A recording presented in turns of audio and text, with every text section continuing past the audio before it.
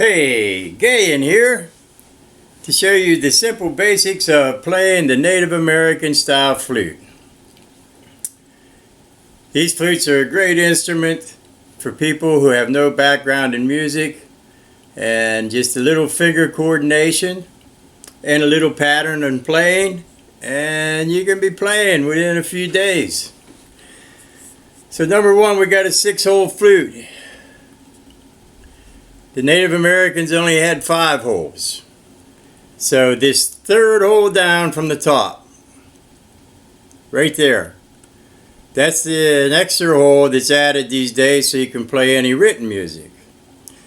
So for all practical purposes, when you start playing, if you just want to play the Native American flute and make some good sounds, you don't use this hole.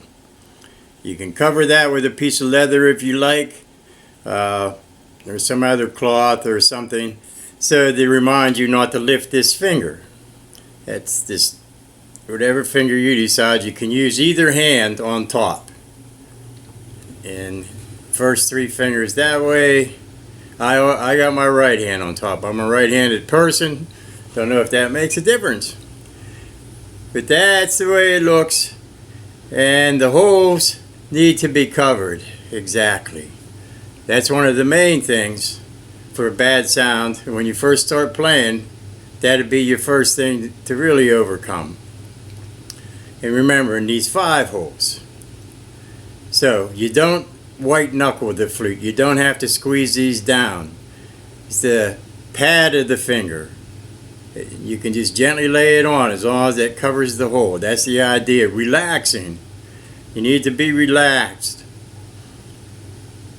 And you lay the fingers on the holes. The first thing when you start off to play, you cover all the holes and see what your fundamental note is. Now, to put your mouth, there's a way to put this that works best, is to kind of split the top of the flute with your top lip, and your bottom lip just comes underneath. Don't put your whole mouth over the hole. It wastes air. It's just this method makes it so much easier. And in playing my flutes, I make them so that you only have to breathe into it to get a good sound. So it's just a normal breath. So the top lip splits the top of the flute, the bottom kind of comes underneath.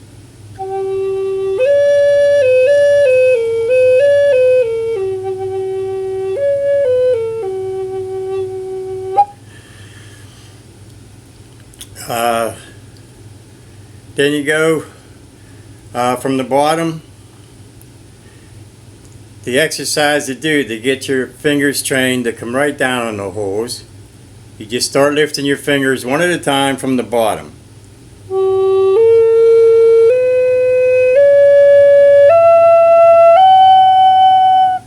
And then come back down. Noticing that I kept my third finger on that third hole.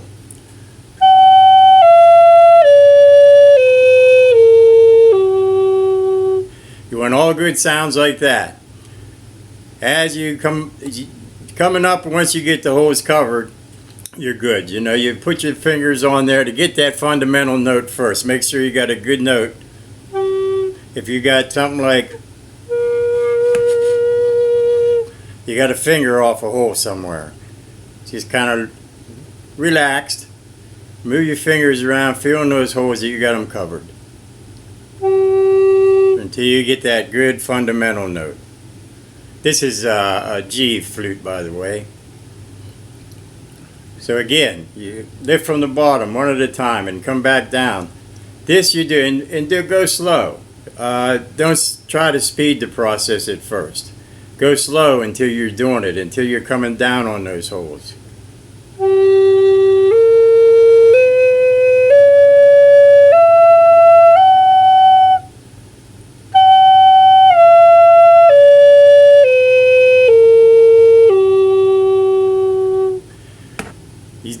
Practice that until you're doing it consistently, and you'll get faster each time. You pick the flute up and you're doing that. Once you're comfortable with hitting those holes pretty well, you begin playing. And that entails lifting from the bottom, just like we were doing. You come up. Always have the holes below the note you're playing open. In other words, you know, don't open up here and try to play with these closed. And at first, you know, do one finger at a time. And I'll just use the bottom three, and you'll see we can have a little nice tune.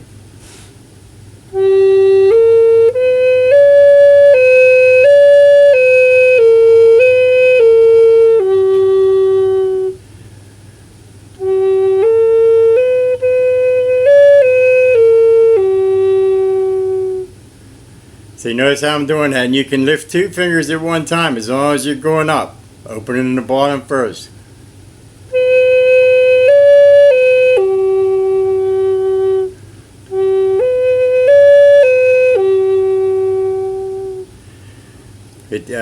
Don't worry about the two finger thing until you progress a little on being comfortable with moving those one fingers at a time. You can work it all in later. So you can do the bottom three any way you want to practice this. It helps you out of opening from the bottom, closing back down from the top. So I'll play a little slowly so you can see, hopefully, how this is done.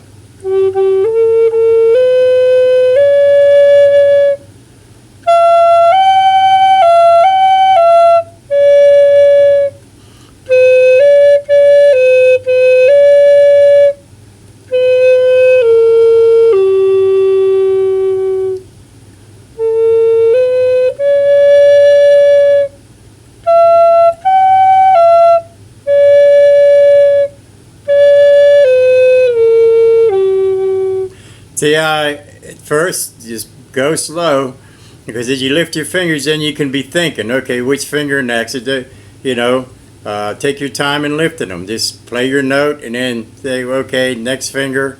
Think about it and play slow.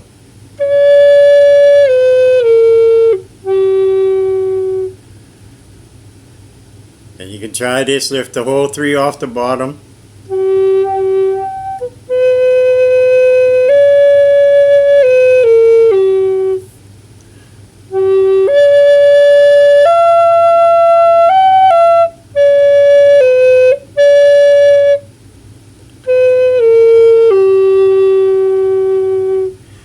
As you see, that's all it takes to get a harmonious sound. It's always harmonious using that system.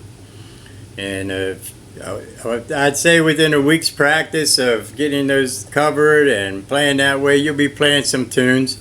And the most common thing is now and then you'll squeal because you missed the hole, and you just stop and say, okay, where's that hole?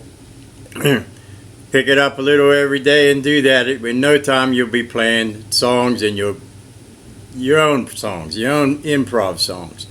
You can search the internet and find music that gives you tablature that will show you notes. I learned Amazing Grace that way, one note at a time, just looking which ones are open for each note. So, but that comes down the line, the improv playing. These days, if you hear me at the markets, anywhere I'm playing, I'm usually playing the 5 holes and improv from the heart. Once you have that down, there's other methods to make it sound good, which is vibrato. Maybe the hardest thing, but yeah, really most people, I think, just naturally can do this. It comes from in here. It's kind of, as you're playing, it'll waver the note.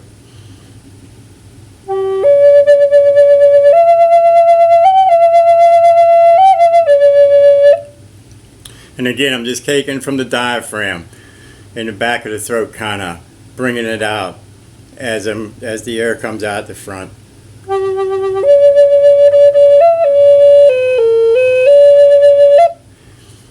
And then you can also vary the tunes and the sounds with using tutus and tatas as you're playing tutu ta ta ta.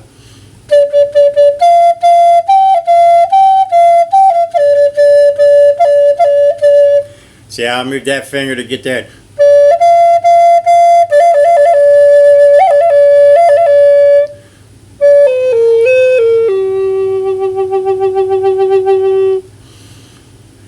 I'm just going to play one and incorporate using this finger, mixing it in to show you how you can still have a harmonious sound when you learn the sound of that and where you can lift that finger.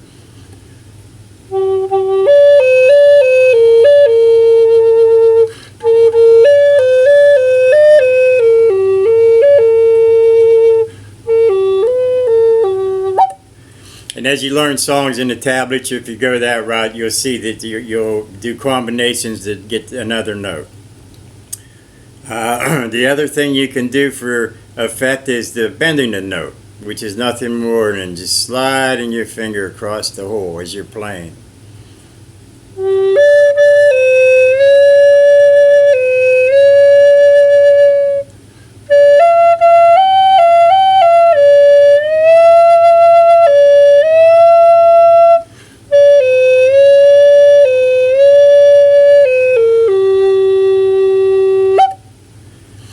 And that's usually a nice ending. You know, a lot of people end it with that little when you're done. That's up to you as you play, and you do your own thing. That's what I love about it. You can change everything, play everything different. There's no rules. You know, I play Amazing Grace different probably every time I play it because I'm not doing this beat or it doesn't hurt because if you're solo, you know. If you want to play along with someone, then I guess you got to go by the music, the beats, and so they can sing with it. But these are just fun. I'll do a little Amazing Grace for you.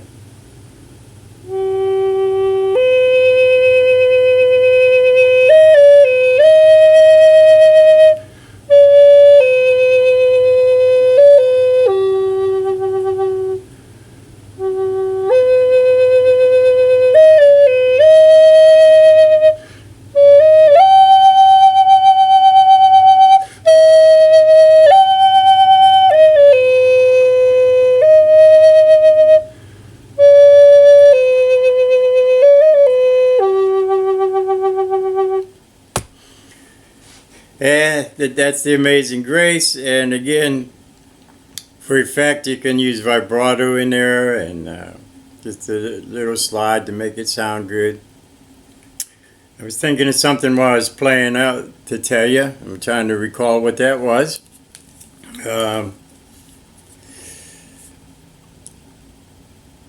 As far as the playing goes. So I covered the bending the notes. You know, don't forget that. Again, these techniques, learn basically how to play, and then later you start rolling them in. And as you learn songs, Amazing Grace, you know, didn't have too many hard finger combinations. It's just learning them one at a time, you know, and then adding the next note, next note, next note, and, you know, building. Play it all, you know, parts that you got over and over till you got it, then move on to the next note. In no time you can be playing it just from off the cuff. And again, mostly it's great being able to improv right from the heart.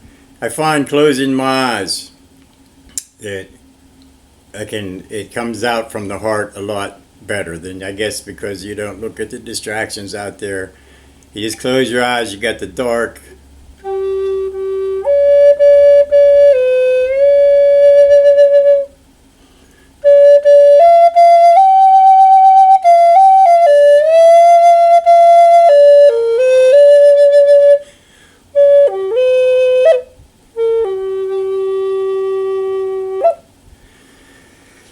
So one thing, you know, that I found along the way on my own is, you know, using the two fingers makes a nice sound, or even these bottom three. If you can come down on all three holes in a song at one time, it gives you a nice sound.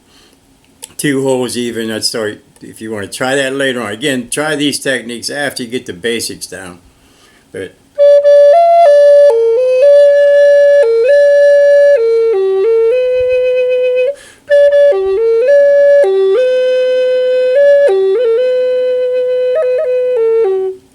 you see, I even did all three, and just gives a nice sound. That's pretty much those basics of playing. I don't think I forgot anything in that would get you started. Just a few things. Everything else you can just pick up, or you can read other sites, other tricks. Basic care of the flute. you know, this totem, you know, it just needs to be tied tight. You need to check that each time. If you start getting a bad note, you need to look at that first and make sure it's right sitting on the wall. This particular totem has what they call a chimney, 2 wings on each side of that hole. Mine, most of them don't have that chimney, and you just slide it right up. It should be right on the edge of that wall. These are only half hitch, that's all it needs. And you know, before you play, you can just give them a tug. You can pull these pretty hard. This is good leather, you're not going to break it. And so it's pretty tight. If that loosens up, you'll get a bad sound. While you're playing, you can get wet out. It's the moisture. It's the moisture to accumulate, and you'll notice your starting note won't play. So you check that also. To briefly keep playing for a while, you can grab your flute this way and shake it like this, and you'll shake the moisture all out. Just be careful where you're at. It'll come out, and you don't want to shake it on somebody. Shake it on the ground, and you get the moisture out of there, and then you can get another 5-10 minutes of playing. You can usually play 20 minutes or so without experiencing the wet out. Maybe even longer. It depends on the humidity, where you're at. You know, outside playing affects it a lot. Care of the flute, you know, I shellac them all. Any scratches, a little shellac. You don't have to redo the whole flute. You can just do areas, real nice and easy. And it's just a lovely thing to play, and I hope that you all who watch this experience playing, and it is, again, just a little practice, a little finger coordination in that pattern, and you have it's patience. Just remember, again, go slow when you first start. The speed will come later. I mean, as you pick it up every day, and you'll basically start getting a little bit.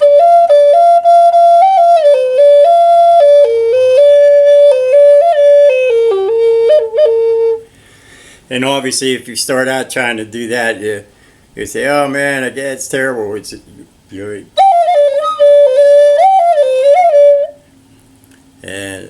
However, I find that people that come and say they play sax or clarinet or something like that, pick it up and pick up on coming down on these holes real quickly.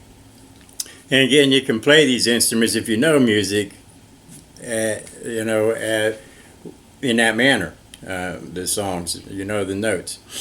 Me, I still know a lot about the technical. I mean, I tune these flutes, and I tune them. Each hole gets tuned. Depending, this is a G, so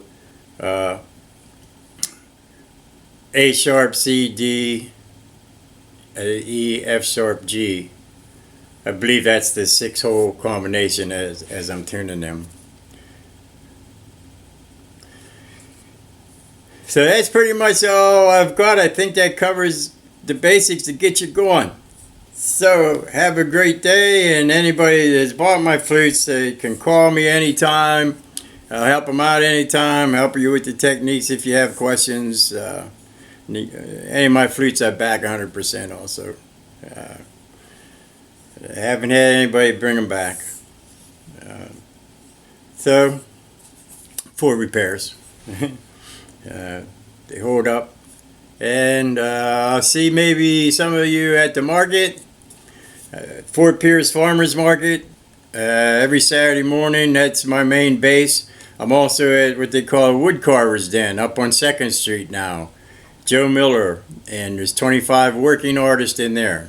I have my flutes displayed in there. They can be bought there, and you can have a little fun going in there. There's a lot of nice artistic pieces in there. See y'all.